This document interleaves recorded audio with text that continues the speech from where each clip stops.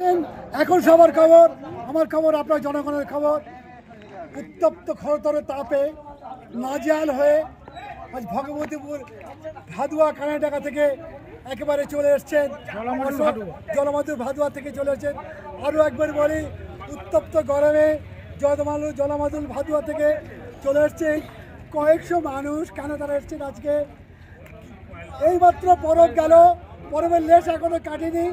যে বিদ্যুতের যে অবস্থা, তারা যা বলছেন যে বারবার কথা দিয়ে কিন্তু কথা রাখতে পারেনি, বাধ্য হয়ে কিন্তু শান্ত মানুষরা কিন্তু আজকের যে তারা জানাতে, তাদের প্রতিবাদ জানাতে শান্ত শিষ্টভাবে আমরা যা দেখছি বা দেখবো, আপনার দেখাবো।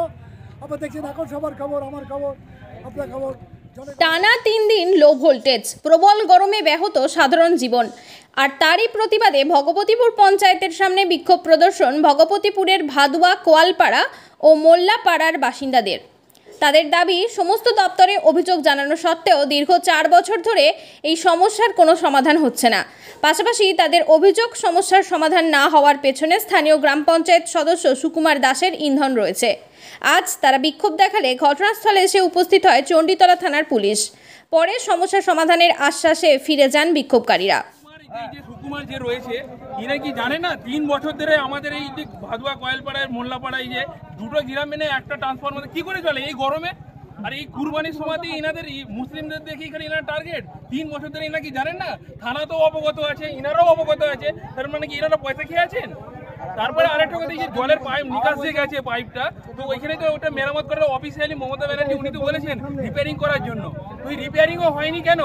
এই যে কুরবানির সময় এখন বাইক নিয়ে কোনো দুর্ঘটনা হলে, কোনো বাচ্চার কিছু হলে, কোনো মহিলা পড়ে গেলে, তাহলে কে দায়িত্ব নেবে? আমাকে এইটাও বলুন। বিদ্যুৎ কদিন নেই?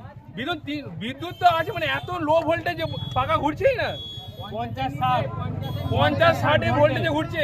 আর বিগত এনারা 3 বছর জানে, 3 বছর, ওই জন্য আজ আমরা ক্ষিপ্ত হয়েছি। আগে কি প্রতিশ্রুতি দিয়েছিল?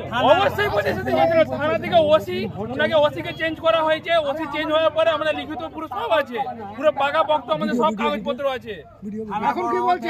সব জানে, বিডিও অফিসও জানে। কিন্তু আমরা চাইছি ইমিডিয়েটলি আমাদের কারেন্ট দরকার, নাহলে ওখানে মানে একদম বাচ্চারা বলুন, গরিব মানে বয়স্ক যে মানুষগুলো আছে না, কোনো অসুস্থ হয়ে যাচ্ছেন। আপনার না বিষয়ে আপনি গিয়ে না দেখলে বুঝতে পারবেন। আজকে আপনারা পঞ্চায়েতে এসে বিক্ষোভ এই যে সুকুমার যে রয়েছে, উনি এখন তো কোন পদে আছেন? সুকুমার সদস্য, পঞ্চায়েতের একটা মানে মেম্বার একটা। উনি পঞ্চায়েত প্রধানের সাথে দেখা করেছেন? অবশ্যই দেখা হয়েছে। প্রতিশ্রুতি দিচ্ছে, আর জিনিসটা বলছে হবে হবে হবে, তো হবেটা কবে? 3 বছর হচ্ছে। আমরা কি 3 বছর ধরে আমরা এই গরমে আমরা ঝেলবো? এখন বলছে মুসলিম ভোট দরকার নেই। ইনি বলছে যে মুসলিম ভোট দরকার নেই।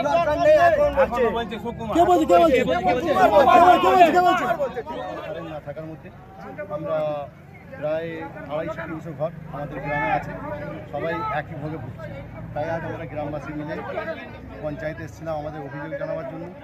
পঞ্চায়েতে আসার পরে এই পঞ্চায়েতে প্রধান সাহেবা ছিলেন না, উপপ্রধান অসুস্থ হয়ে পড়ে আছে। এই পঞ্চায়েত যিনি বর্তমানে পরিচালনা করে, আমরা শুনলাম নাকি তার নাম সুকুমার, তিনি বললেন আমাদের কথার সাথে কিছু কথার মধ্যে যখন কথা হলো, এই কাজটা হচ্ছে না কেন, বললো না আমি এর মধ্যে নাই, এর করতে পারবো না। তারপরে আমাদের ছেলেরা যখন বলে তাদের ভোট চাইতে, বলে তোদের ভোট আমাদের দরকার নেই। কিন্তু আমাদের সামনে তো তিনি বলেছেন রীতিমতো যে আমি কথা বলিনি। সবাইকে আপনি বারে বারে জিজ্ঞাসা করুন। এমনকি আরও এমন ভাষা বলেছে, সেগুলো বলা ঠিক নয়, তবু আমি বলতে বাধ্য, কারণ আমাদের এটা সংখ্যালঘু পঞ্চায়েত। আমরা এখানে তৃণমূলের কর্মী হিসেবে ভোট করাই, ভোট দিই, সব কিছু করি। আমাদেরকে বলছে কিনা তোরা বিজেপির ভয়ে তৃণমূলকে ভোট দিস, কত বড় একটা ভাষা। মুসলমানকে আজকে বলছে, ঠিক আছে, আজকে মুসলমানকে বলছে তোরা 3টে বুথ যদি ভোট না দিস, আমাদের আরও 20টা আছে, কোনো ব্যাপার নেই। এই ধরনের ভাষাগুলো কোনো সদস্য বলে না। এই শুধুমাত্র এখন নাকি বলছে, সবাইকে বলেছে। আমাদের নিজে বলে যে মুসলমানদের ভোট দরকার নেই। আমার নাম রহিম মন্ডল, আমার কোয়েলপাড়ার বাড়ি। আমার এই আজকে দীর্ঘদিন মানে ধরে এটা মানে আমরা এ করছি, আজ 5 থেকে 6 বছর হয়ে গেল। এ নিয়ে আমাদের মানে ছেলে ছোকরারা মানে পাকা তো রাত্রিরে ঘুরতেই চায় না। হ্যাঁ, তারপরে ছেলে ছোকরা নিয়ে ভিডিও আমরা গিয়েছিলাম, ভিডিও যে অনেক কিছু ওখানে ঝামেলা হয়ে গেছে, এমনকি থানার ওসি পর্যন্ত এসেছিলেন আমাদের গ্রামে, এসে উনি নিজে দায়িত্ব নিয়েছিলেন। জয়ন্ত মাল ছিলেন তখন। হ্যাঁ, নিজে দায়িত্ব নিয়েছিলেন যে আমরা থেকে করে দেবো। তারপরে কিছুদিন পরে উনি নাকি রিটায়ার হয়ে গেল। এখন অনেক করে দিচ্ছে। তারপরে আমাদের যে সদস্য ছিল বলে আমরা তো আছি, হ্যাঁ করে দেবো। আজ বিগত 3 বছর হলো এটা। এখনো পর্যন্ত কোনো আমরা সুসার পাইনি। এমনকি নলের জন্য সব রাস্তা খুঁড়ে রেখে দিয়েছে, আমাদের চলার উপায় নাই, এমন অবস্থা রাস্তাটা। আচ্ছা স্যার, একটা কথা, সুকুমার এখন আমাদের সামনে যে আপনাদেরকে ইন্টারভিউ দিলে একটা কথা বললো যে রাস্তা ক্লিয়ার দিলে লাইন যাবে। আচ্ছা, রাস্তা ক্লিয়ার দিলে লাইন যাবে বলছে, রাস্তা ক্লিয়ার করাবার দায়িত্ব কি খালি? দায়িত্ব কিন্তু দায়িত্ব হচ্ছে তাদের দায়িত্ব, সাধারণ মানুষের দায়িত্ব নয়। আমরা আইনটা বুঝি। শোনেন, এটা হচ্ছে দায়িত্ব হচ্ছে ইলেকট্রিক বোর্ডের যারা আছেন, দায়িত্ব তারা করবেন। কিভাবে নেবেন তাদের ব্যাপার। সুকুমার কিন্তু ফাইন্ড আউট করতে পারবে না, ও দেখাবে সহযোগিতা করতে হবে, সম্পূর্ণ সহযোগিতা করতে হবে। এইভাবে লাইন যাবে না মানে আমরা কত কি দেখছে পৃথিবীতে বোঝাই। আচ্ছা, ব্রিজ ভেঙে যাচ্ছে, তৈরি হয়ে যাচ্ছে, ওরা একটা আজকে এখানে কেন হবে না? কেন আজ কেন আমরা এসছি? আজকে আমাদের বরফ চলছে, রীতিমতো চলছে, না খাওয়া না দেখানে এসছি আমরা বারোই ঝড়। তবে আপনাদের যে মিছিলটাতে আমরা শান্তিপ্রিয়ভাবে করেছেন তো? আমরা শান্তিভাবে প্রিয়ভাবে করেছি এবং আমরা এখন ভিডিও মিটিং আছে আমাদের, আশ্বস্ত দিতে আমরা যাচ্ছি। ওখানে কি হয় না হয় ওখানে দেখবো, না হলে পরে কালে আরও বড় ধরনের আন্দোলন আমরা করতে চাচ্ছি। আমাদের মানে রাস্তা আর এবং আপনার এই ইলেকট্রিক আমাদের খুব সিকিউর, মানে আমাদের রাস্তা চওড়া যেন হয়, রাস্তা যেন চওড়া হয়। বিষয় একটা আমার রাস্তা একদিকে যেমন ইমিডিয়েট দরকার হচ্ছে আমাদের হাই ভোল্টেজ রাস্তা দরকার আছে, রান্নার দরকার আছে, সব দরকার আছে। কিন্তু কথা হচ্ছে যেটা করবেন আমাদের শান্তিপূর্ণভাবে থাকবে, এত মানুষ। আচ্ছা, দীর্ঘক্ষণ প্রায় 3 দিন, দীর্ঘক্ষণ না 3 দিন বিদ্যুৎ লো ভোল্টেজ থাকার কারণে এলাকার মানুষ আজকে পঞ্চায়েত ঘেরাও করেছে এবং অভিযোগ আসছে সুকুমার, যিনি আপনার বিরুদ্ধে একটা অভিযোগ আসছে যে আপনার উদাসীনতার কারণেই এই জিনিসটা হয়নি, কি বলবেন? প্রথম কথা হচ্ছে এটা 3 দিনের ব্যাপার নয়, এটা বহুত দিনের সমস্যা চলছে। আমাদেরকে অনেকবার জানিয়েছে, আমরাও অনেকভাবে চেষ্টা করছি, কিন্তু 11,000 লাইন নিয়ে যাওয়ার সমস্যা একটা। আচ্ছা, অনেক জায়গা দিয়ে আমরা চেষ্টা করছি, কিন্তু কিছু লোক আপত্তি করলে সেই জায়গায় পেরে উঠতে পারছি না আমরা। তো সেই জায়গায় আজকে ওরা গ্রামবাসীরা এসে অভিযোগ করছিল, তো আমরা ঊর্ধ্বতন কর্তৃপক্ষকে জানিয়েছি। জানাবার পর ওনারা 4টের সময় যেতে বলেছে। সেখানে ওসি সাহেব থাকবেন মনে হয় থানার, আমাদের পঞ্চায়েত সমিতি চণ্ডীতলা 1 নম্বর পঞ্চায়েত সমিতির সভাপতি সাহেব আমায় ফোন করেছিলেন।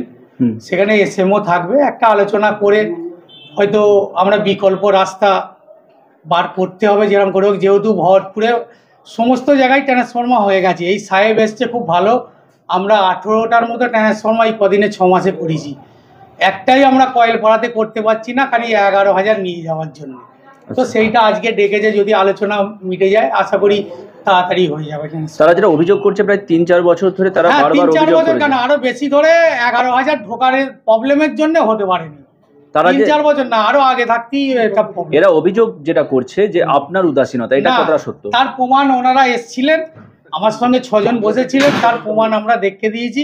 যে সাহেবের সঙ্গে আমি কালকে কথা বলেছি এই ব্যাপারে, জমিদারদের সঙ্গে কথা বলেছি, সেটা দেখিয়ে দিলাম। ওরা বললো না তোমরা চেষ্টা করছো, হচ্ছে না। সেইটা আজকে বসে যদি মিটে যায় হয়ে যাবে, মিটে যাবে, আমাদের কোনো এক্সাক্ট সমস্যাটা কি রয়েছে, কি বুঝছেন? জায়গার প্রবলেমের জন্য 11,000 লো ভোল্টেজটা কেন হচ্ছে? ট্রান্সমিটারে ট্রান্সফরমার না বসালে হচ্ছে না। আচ্ছা, আরো একটা অভিযোগ আশা করছি মিটে যাবে তাড়াতাড়ি। আচ্ছা, আরো একটা অভিযোগ আপনার বিরুদ্ধে উঠেছে, কিছু একটু সাম্প্রদায়িক কিছু মন্তব্য করা। না, এটা বাজে ভুল ধারণা। হ্যাঁ, কি বলছেন এই বিষয়ে? এটা ভুল ধারণা। তারা অভিযোগ করছে আপনি এরকম করে মন্তব্য করেছেন। মানুষ অনেক কিছু বলতে পারে, এটা নিয়ে আমার মন্তব্য নেই।